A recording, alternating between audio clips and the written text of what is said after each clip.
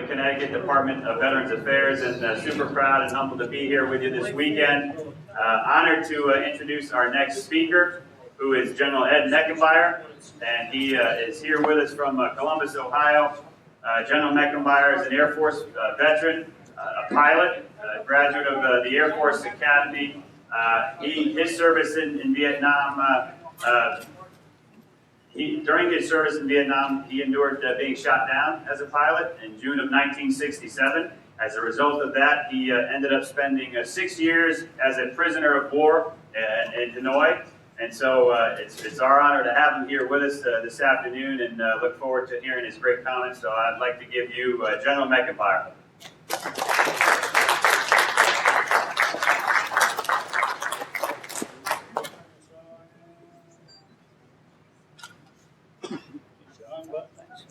Okay, we're working here.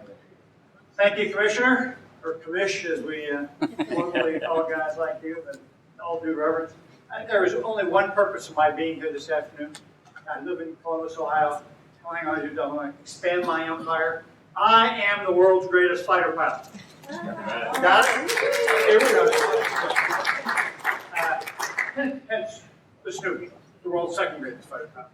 But really, the underlying thing is that, if you don't think you are, guess what? You ain't. Because there's some other SOB out there somewhere who thinks they are. Okay, anyhow. For the Air Force guys in the crowd, of course, this is the world's greatest fighter pilot on this side. Got that? Anybody know who this turkey is on the other side over there? You all know the name, Curtis E. LeMay. And I put this in just for historical perspective to let you know that I've been around for a while. This is June of 1964. I got my commission at the Air Force Academy. And here's the world's greatest fighter pilot. A little bit of history. I enjoyed going to the museum last night and seeing the F-100 over there, which I flew in the Ohio National Guard.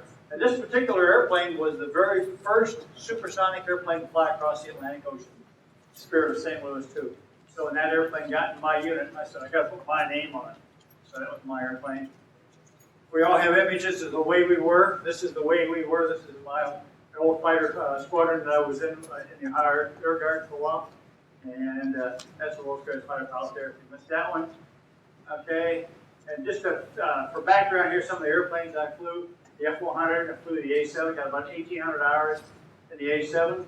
We were one of the few guys who got to fly the MiG-29. I was the first American to actually land a Soviet MiG-29. I got to fly with their chief test pilot and flew this airplane in 1991. And then I flew the F-4 in Europe, and this is what I was flying in Southeast Asia.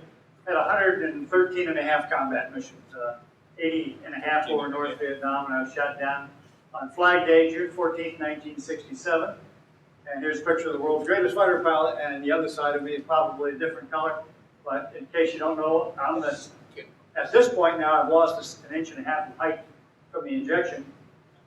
There in the middle. This picture was taken probably within 5 or 10 minutes after I got shot down 30 miles northeast of Hanoi. Nobody has ever taken credit for the picture. The picture came to me in the mail about 5 or 6 years ago. Yeah? It said, do you recognize this guy? And the phone number. I tried to call the phone number, which had a Washington, D.C. number, and nobody ever answered the phone. So I said, yes, I recognize the guy, and a letter back to him, but never heard from him since. This is the Hanoi Hilton, built in the 1890s. If you look at like the old Newgate prison around here, probably built about the same time frame. Built by the French to put Vietnamese in. Hence, everything in there is about 80% of our size. But it was, Wa-Lo, the name, stands for hellhole, and I guess it was. A couple pictures just to give you a little bit of the culture for where we lived. This is one of the cells, a little Judas store there. Whenever the guard opened the door, you had to get up and bow to the guard. Another picture of the inside of the cell. This is a picture I took in 2007 when I went back. This room is about 7 by 9.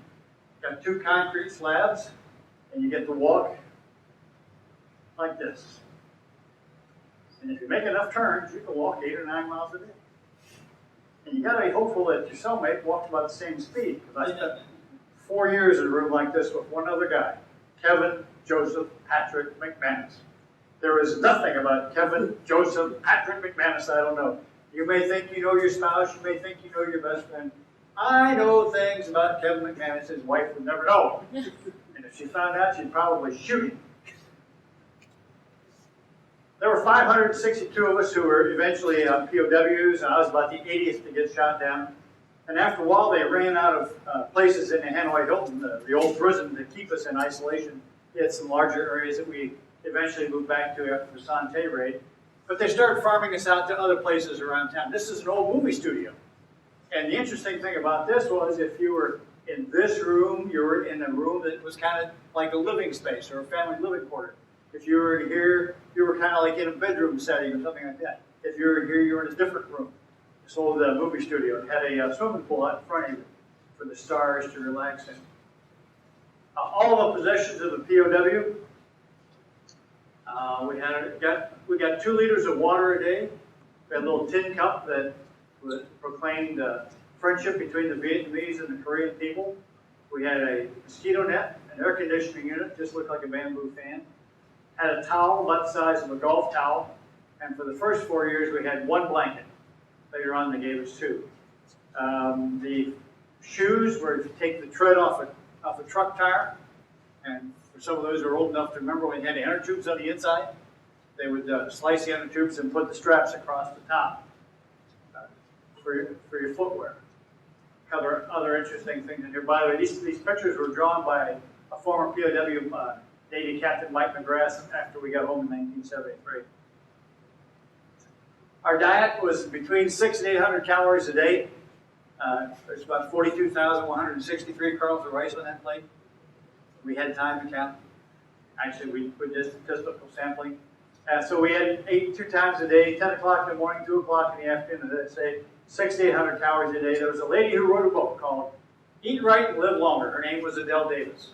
And she basically described the diet that we had in jail. Fast-growing green tubers, lily pads, turnip tops, seaweed, boil it for 20 minutes, or just take a pumpkin and smash it and boil it for 20 minutes. And rice or an equal volume, sometimes, of crusty bread.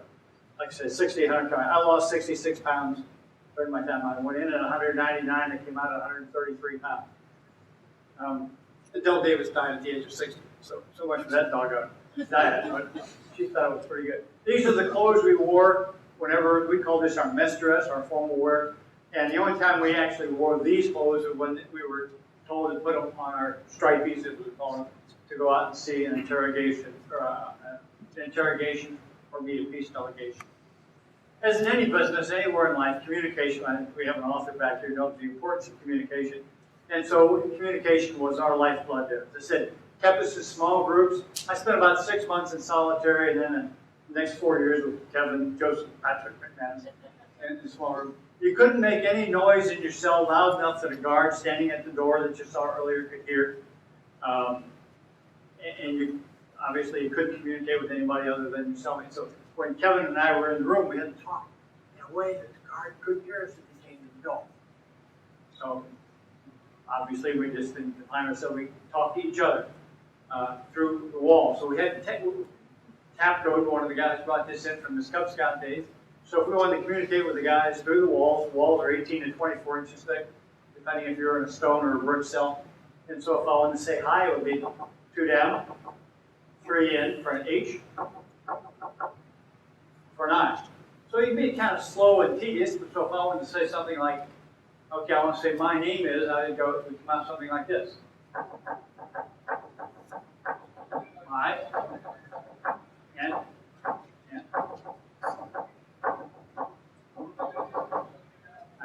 I quit there and said my name. So you can see it take a while, but again, we were going in there where we had time to kill. And we would tap on the wall. And the Vietnamese, for years, they thought we weren't communicating with them. It became obvious to them that we were organized and everything else. And they would listen to the wall, and they would hear this tapping on the wall. And so they would get guys, and they'd start tapping on the wall, but nobody would answer them. So one night they came to my cell and they said, tap on the wall. I said, I don't tap on the wall. We know you tap on the wall. Tap on the wall. We went outside and had a little physical altercation. They outnumbered me, so they went back in. They said, tap on the wall. So I go tap on the wall. I go. No response from the guys on the other side of the wall. They were obviously trying to catch the other guy. Because if you got caught communicating, they would punish you for put you in irons for a couple of weeks. No response. Tap louder, they said, son. tap louder. No response. Finally, they run around the other side of the building to the common wall between me and Jim Kassler, and they said, "Why don't you answer his tapping?" And Rubens go boom, boom, boom. He said, "What tapping?" One of the things that the Vietnamese, they beat guys, they knew the tap code, but nobody ever told them what happens if you do this.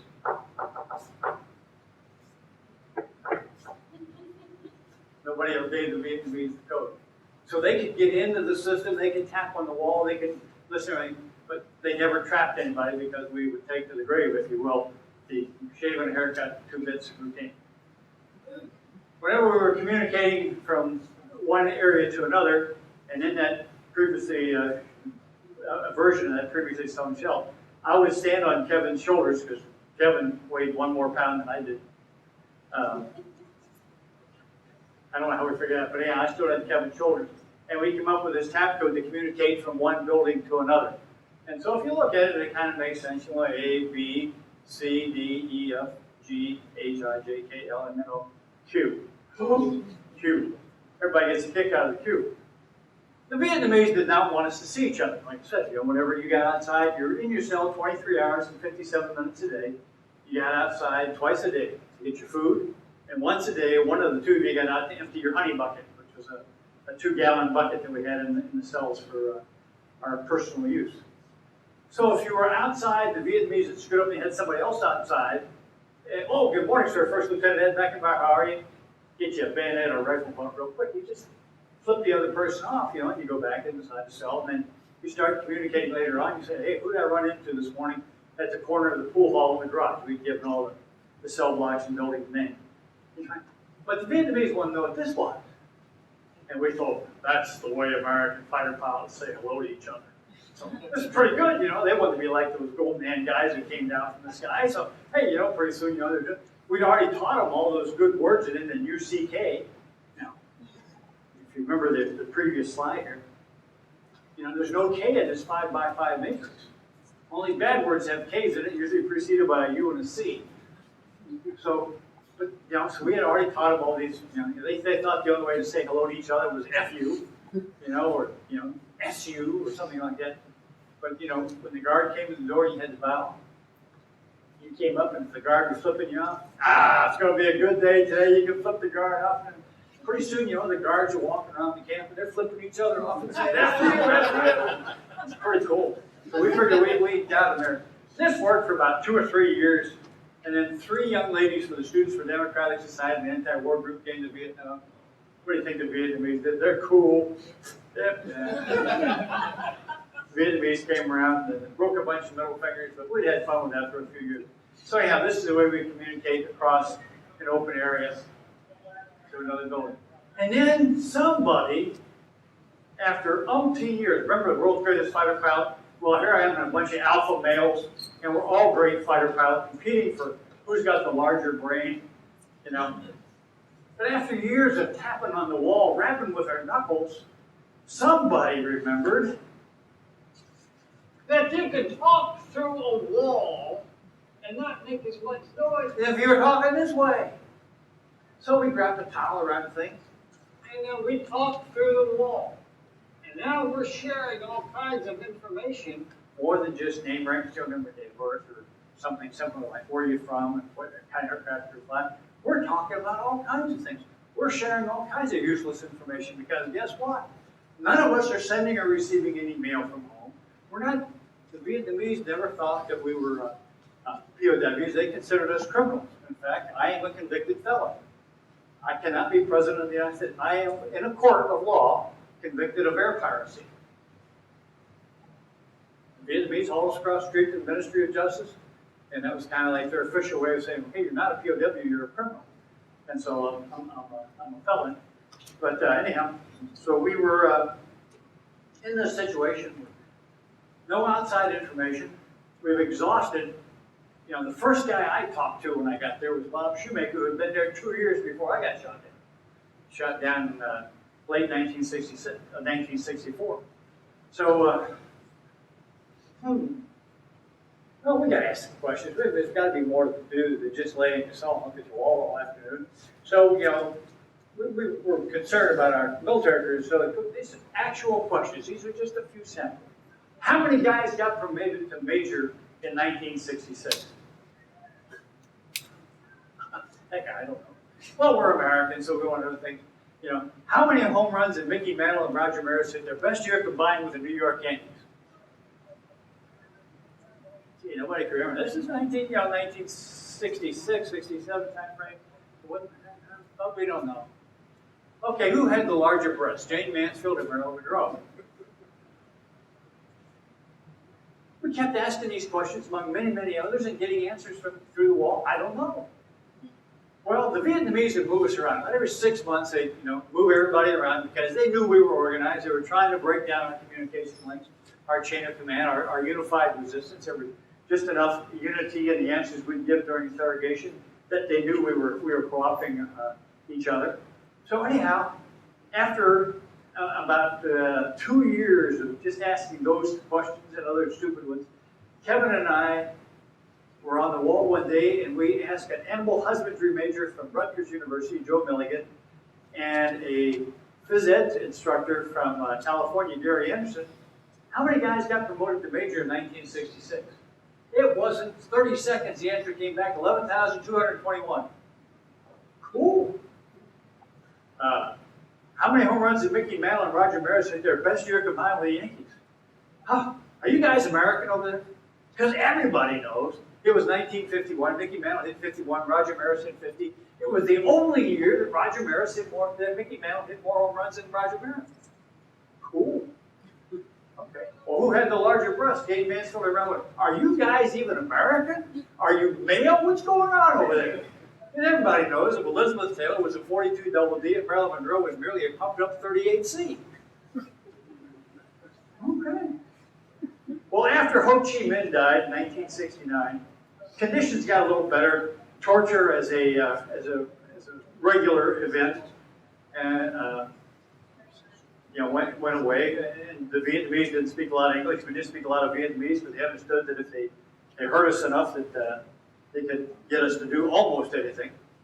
So anyhow, things got better, and Joe Milligan and Gary Anderson moved in with Kevin and I. We now had 4 guys in a cell.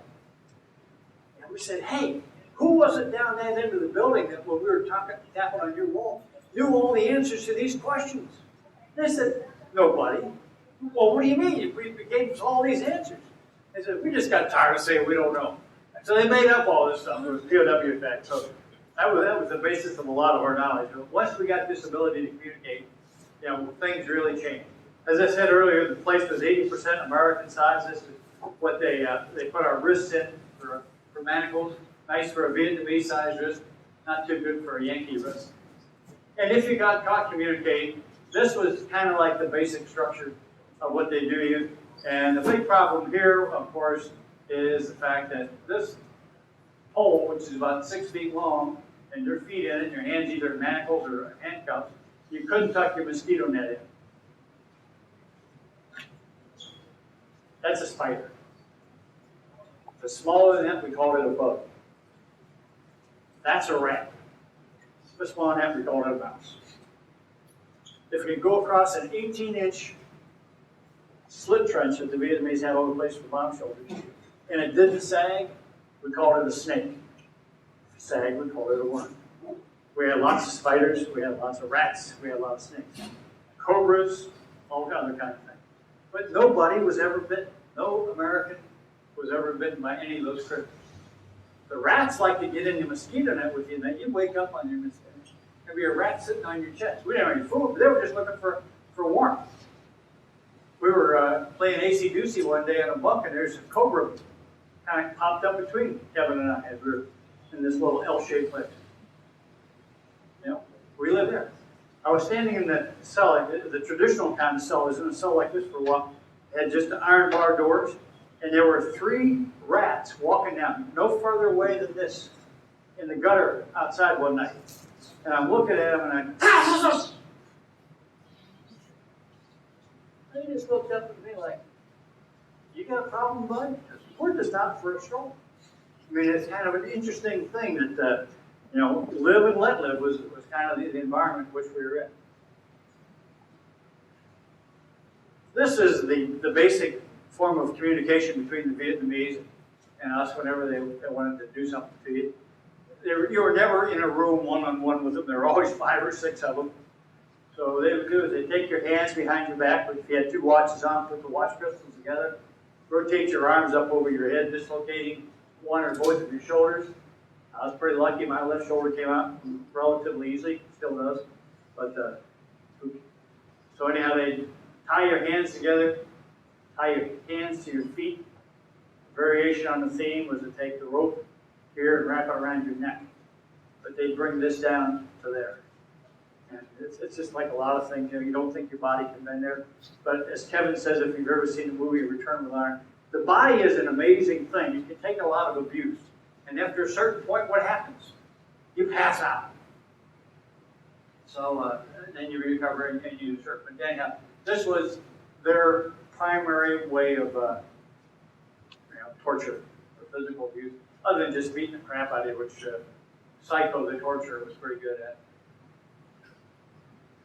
And then, if you saw if you ever saw an interview where an American was meeting an anti-war delegation, the Vietnamese never hit you in the face. They didn't burn you in the face. They'd burn your ankles with cigarettes. They do things. Or, I put this picture because what they do is they lay you on the ground. Of course, then there was one Vietnamese guy holding, this hand, one there, another back, and everybody. And then they beat you with a fan belt across your buttocks. And then they'd rub like tough skin in your fanny just to keep it from bleeding too bad. It was like, they wanted to hurt you, but they didn't want to mar you. So when we came home, what'd you see? So a bunch of guys looked like they were in pretty damn good shape. Because if you weren't healthy enough to survive the ejection and capture sequence, you died, like 60-some guys did. And the Vietnamese, by some counts, killed 19 of us due to torture. So you basically came home looking fairly healthy, but they didn't disfigure us in that respect. And after the Son-Tay raid in November of 1970, which was wonderful military intelligence, they started planning the Son-Tay raid in August of 1970. The camp at Son-Tay was emptied in July of 1970, and they put those guys at a camp about 5 kilometers away where I happened to be. So when the Son-Tay raid came, wonderful Army guys, Air Force Special Operations guys, who came in with the intention of extracting, saving, repatriating some American POWs. We got to see a beautiful air show one night, but there were no Americans there at the camp. But the good thing about that is now for the first time, instead of the small groups, they put 39 of us in one of the big cells in the Hanoi Hilton. And we had like 19 inches when we all lay down on these concrete slabs on either side of the main room. But now, for the first time, there are 39 of us in one room together. This is 1970. Talk about pandemonium. Didn't go to sleep for 3 days.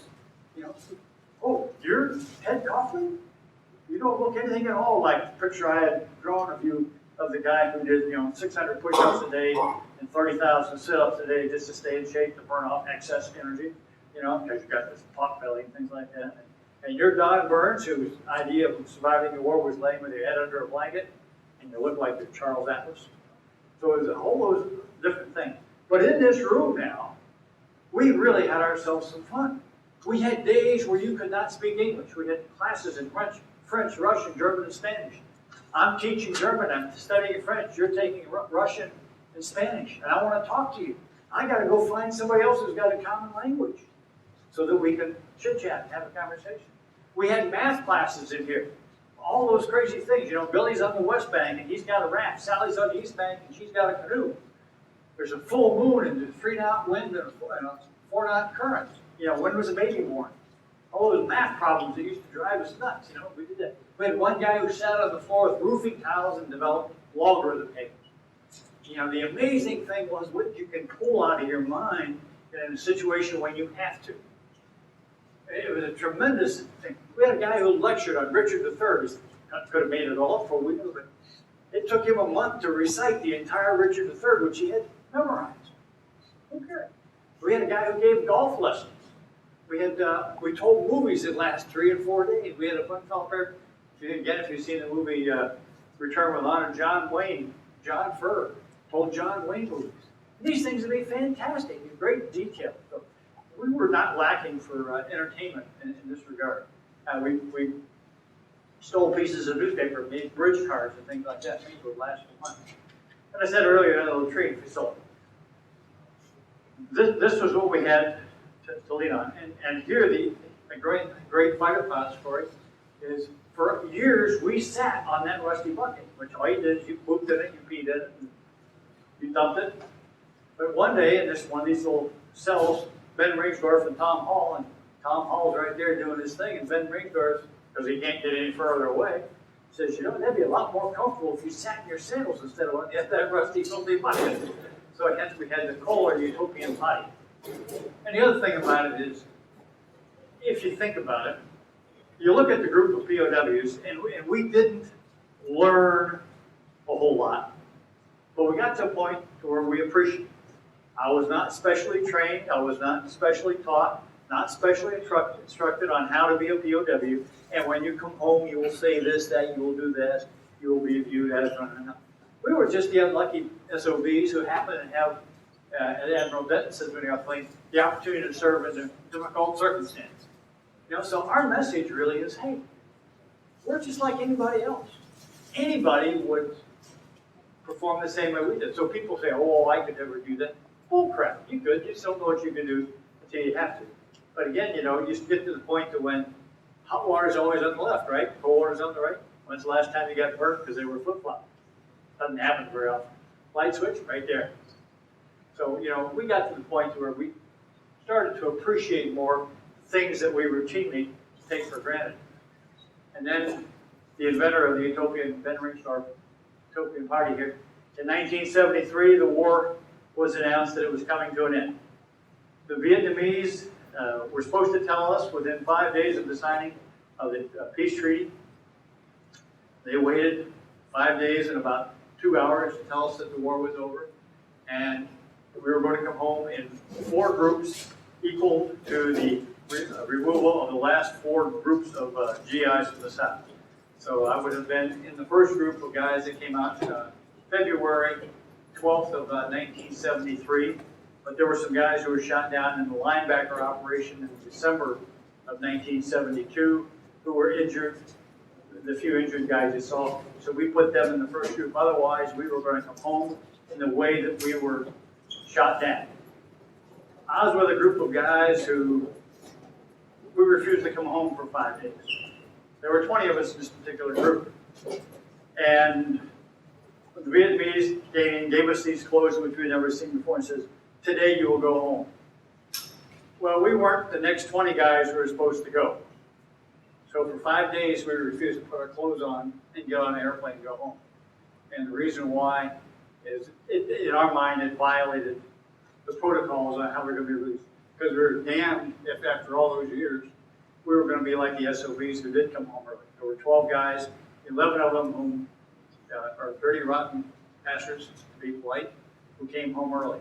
No mitigating circumstances. I will not candy coating the 11 guys of the 12 who came home early. One guy came home early, Seaman Doug Hegdahl, and he was given a direct verbal order to go home. He was a Navy seaman who got washed overboard, so he didn't really get shot down. So when the Vietnamese offered him the chance to go home, his roommate, who outranked him, told him he should go. But we weren't about to be like the 11 other guys, so we wouldn't do it until an American colonel in uniform came into the prison camp and told us, you will go home. Yes, sir. Was he the one that memorized the names of everybody? Yeah, Doug is credited with what we all did. We all had all the names. That was part of our daily routine. But yes, Doug Hegdahl was the first guy to bring out all the names, and I was known as Ted McIntyre. Close enough. And here's the world's greatest fighter pilot, obviously wearing a toupee. This picture, I just lost my power. I didn't do anything. There it is. That's red now. Okay, I guess it's working again.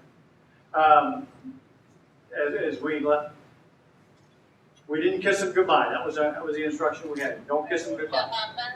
We waited until we had our backs to the Vietnamese the last time. We were facing an American escort to walk us out to the C-141, and that was the first time that we smiled. And here's a picture of the airplane as it broke ground, the notorious, infamous, and otherwise remarkable Kevin Joseph Patrick McManus right there, world's greatest fighter pilot right there, and the American colonel who came on the cabin and told us that, in fact, the war was over, it was a legitimate release, we could put the clothes on and go home. And apparently what's happening here is my battery is dying. So we'll see what happens. That's okay. So is it? Well, let's go until it quits again. Maybe it's just an intermittent thing. Anyhow, this was on the 18th of February, so we held them off for about 6 days in the end until we did, because we were going to come home with honor. And that's where the phrase came from, return with honor. The military used to be called American Fighting Man's Code of Conduct, now it's just called the Code of Conduct. And name, rank, show number, and date of birth. A lot of people don't realize that even that sentence goes on to say, I will evade answering further questions to the utmost of my ability. And there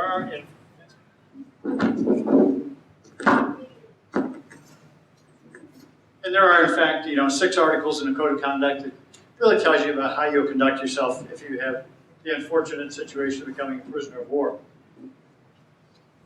The Vietnamese, you saw the picture of the torture that they did. There were several other ways that they tortured. Like I said, burning, twisting, and all those kind of things. And they were asking the question, what is the base pay of a second lieutenant? What is the ethnic origin of your name? Other stupid things. Of course, we lied, we cheated about, bombing techniques and capabilities of airplanes and things like that, because most of us didn't know military secrets anyhow. But, so we got to the point where, okay, you'll take all the physical abuse that you can until you get to the point that if you went any further, you'd do anything they wanted you to do. So you go to a point, you take all the abuse you can, and then you start lying, cheating, stealing, making up answers, acting like it. That's why you saw things like, okay, I'm an American, and I admit that I bombed churches, dams, dikes, pagodas, pool halls, kindergartens, and other sundry places of ill repute. Words that didn't make any sense. But there were a few words there that the Vietnamese wanted. They wanted you to admit that you bombed churches, dams, dikes, and pagodas. But they didn't understand what a pool hall was. They didn't understand a lot of the other things. I and my squadron mates, Clark Clint, Jimmy Doolittle, Dwight Eisenhower, George Washington, are guilty of war crimes. Okay, good. They got what they wanted. They got an admission of guilt. But anybody who read these things, we had them believing that Sandman dropping his load was a wonderful thing. Because you just disassociate what they wanted you to say from anything that had any common sense. So we took return with honor. Don't do anything in an interrogation with the Vietnamese, and when you go back in your cell, you'd be embarrassed to tell your cellmate, I did. So that's really what it boiled down to, return with honor. And we were the 4th Allied POW wing, the 4th war in which Americans have been held prisoner on foreign soil, World War I, World War II in Korea, obviously. We had 3 Vietnamese and 4 Thai guys who were in the area with us, in jail with us. So that's where that came from. Okay.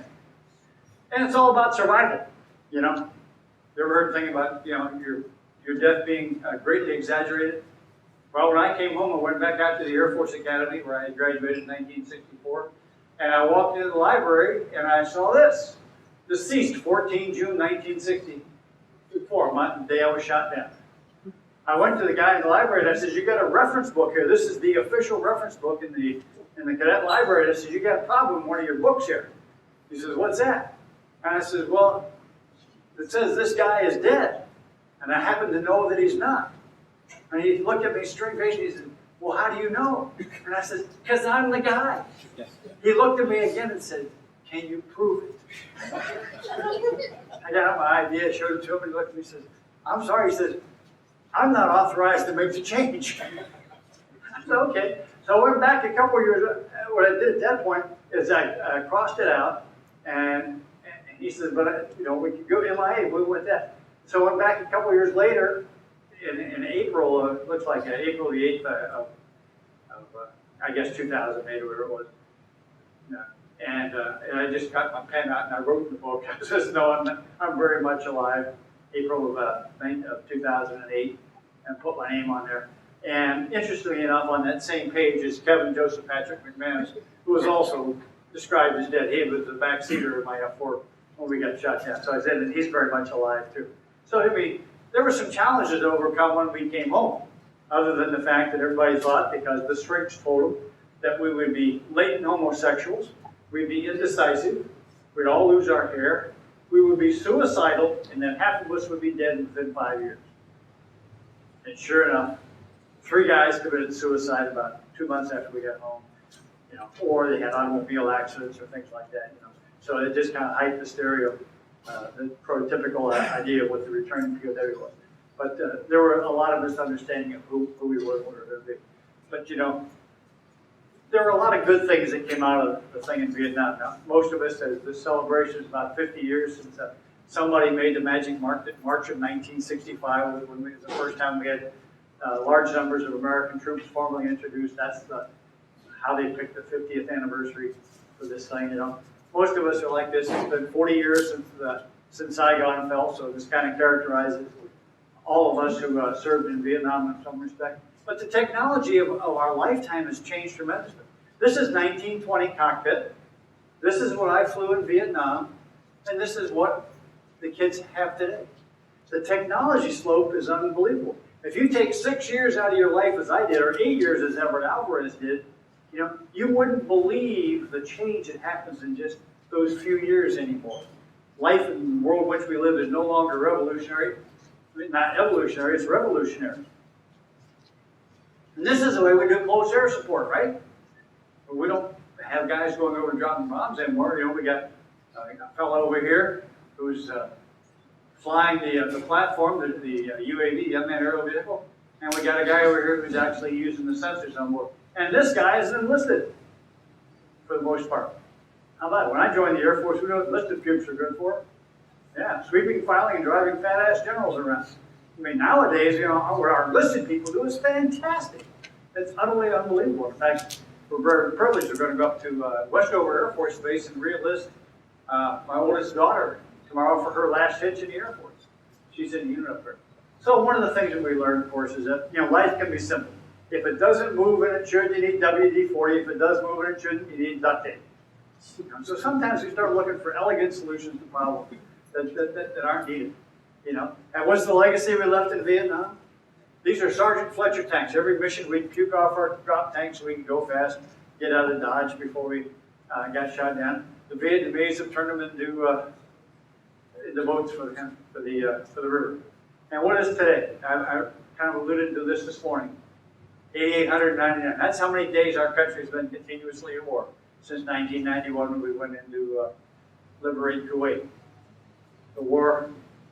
Second World War, the war to end all wars only lasted 1,346 days. We got a whole generation of people who have never known anything other than our country being at war.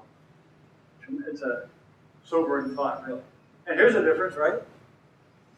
In Vietnam, all guys, and now, you know, they're down there removing the very few barriers that there are to women serving in any combat MOS, specialty code, whatever you want to call it. These are actual gals who are flying the Air Force F-15E, the Strike Eagle. And here's the thing, you know, every one of us is a tiger. Like I said, I wasn't particularly trained to be a POW. Wasn't particularly trained to take more physical or mental abuse than anybody else. We're all capable of doing this, and we're all challenged to be able to face whatever the world gives us. But here's the world's greatest fighter pilot. I'm hooked up with an organization now that goes around the world and does resiliency training. And earlier this year, I was in Ketchikan, Alaska, and I was out on a Coast Guard cutter for a week with a crew. Got up there, and the weather was bad, and a young 03, who was the captain of the boat, said, "Sir," he says, "you know, the sea's too bad." He says, "I got a new crew, it just came out of dry dock. I'm not going out this week." He said, "But there's a 175-foot boat down the slip here that, you know, maybe you can go out with them." So I went down there to the buoy tender, the Andrew Pettit, commanded by a crusty old E8. And he said, "Sir," he said, "my boat may be 175 feet long. It's 32 feet wide, but it only got a draft of 6 feet." He said, "We're not going anywhere in this kind of weather." He said, "But I tell you who does like this kind of stuff. It's the rescue boat guys." So we went out to Dixon Strait off Ketchikan, Alaska, 8 to 10 foot seas, in these little dinghy boats, and we had a great time. It was like an e-ticket ride plus at Disney World. And I watched 3 of the Coast Guardsmen get sick and puke overboard. You know, I'm the world's greatest pilot, no problem. Oops. But eventually I had to go do it as well. But I lasted longer than 3 of the coasties, but I did it right. I turned to the guy who was the coxswain who was driving the boat, the commander of the boat, and said, "Sir, permission to leave the bridge." He said, "Permission granted." I went to the back of the boat, opened up the door, connected the 2 lifelines that you have to whenever you go outside on the deck in rough seas. I grabbed the biggest seaman there is, and I said, "You got my back." He grabbed me in the back. I went out. I saluted the ensign. I puked. I got up, saluted the ensign, went back in, and said, "Report for duty, sir." So I did it with class. I've got a bit of a reputation now in the Coast Guard for the world's greatest fighter pilot, chumming in Alaska. And here's the challenge, folks.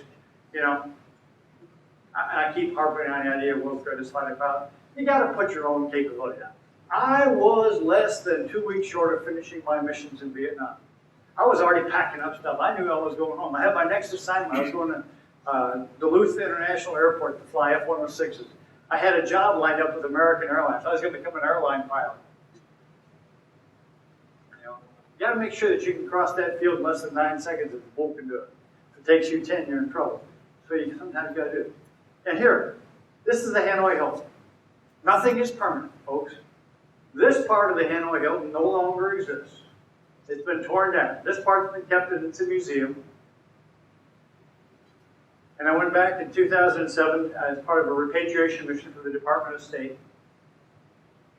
This is the Minister of Culture for Vietnam, a member of the Central Committee, and he's pointing. I've told this story this morning. He's pointing to a spot in there which is exactly where one of my cells was. In this now 25-story office tower which occupies the back half of the prison. And it's a Gulf story. I mean, so, you can't cry over spilt milk forever. You got to enjoy life. You know, I no longer fly fighter jets, but I do have a 650 horsepower Corvette with a 6-speed manual transmission. You know, and until recently, I had this truck too, an F-250 Super Duty 6-speed diesel with a 6-inch lift kit, 36-inch tires. Our son has since taken it back, taken on my phone. But the whole idea is, don't ever get down on yourself about temporary bad misfortune. There's always some way to enjoy yourself. But there's no shortage of direction on how to do things either. This is the way we go through life. There's all kinds of people, telling you how to do the most simple thing, right? And we all know what WTF stands for. Yeah, worship, teaching, and friend. So in this world, you've got to be a little imaginative. You've got to take the code of conduct, make it fit the situation that you're in. You've got to take whatever situation life has given you and turn it into something fairly decent. Find the things, find the values, as the previous speaker, Mr. Buka, said. You got to find out really where your friends are. And that's what we're doing here this weekend. I found my friend in life after I came home from Vietnam. And she's one of the few people that makes me feel like I'm still back in jail sometimes. And as her brothers say, I was prepared for a life with her as a result of that experience. So there's some good that comes out of everything. Really. That's my point. Don't ever suffer for life for something that goes wrong. And here, I don't know where this picture was taken from. I'm not imputing a particular individual. But, because we're in the military, there are certain things that are expected of us. And this is not one of them. You don't want to be the colonel with the hands in the pockets. You got to always do what you know to be right. You got to keep faith with your compadres. And, you don't know who wants to be like you. Somebody wants to be like you. Oh, yes. Who are these somebodies? Son, now tech sergeant. His wife, in the Air Force. My daughter, Westover, who is going to put her master stripes on here. And her husband, an OSI agent, who is now tech sergeant. So, it's not a bad life. It's not a bad fraternity. And the point of this is exactly what Mr. Buka said. We may not need everybody else. We got each other. But it's nice that the state of Connecticut, sponsored by the commissioner and the senator and all the other people who are so important in making sure that we get the benefits that we earn, But by the same token, I know he's a veteran too. It's a fraternity. A lot of people don't understand who we are and what we do, And you never know where you're gonna end up. The 14th of June, 1967, I never figured I was gonna retire. 2004 is a two-star job. So you never know. You can't let little things get you down. You gotta hit your priorities. You know, where's the first day? So thank you, Connecticut, to Eileen and all, and the commissioner, and everybody else who made this weekend. There are a great number of people out there who made this thing happen, but there's even a greater number of guys and gals who are veterans, who are getting some healing, they're getting some bonding, they're getting some association from this weekend. And if you only touch one or two people, it will have been worth the whole thing. So we certainly appreciate what you've done for us, what you do for your community, and I'm awfully proud, as I said this morning, to call each and every one of your brother or sister. So thank you very much.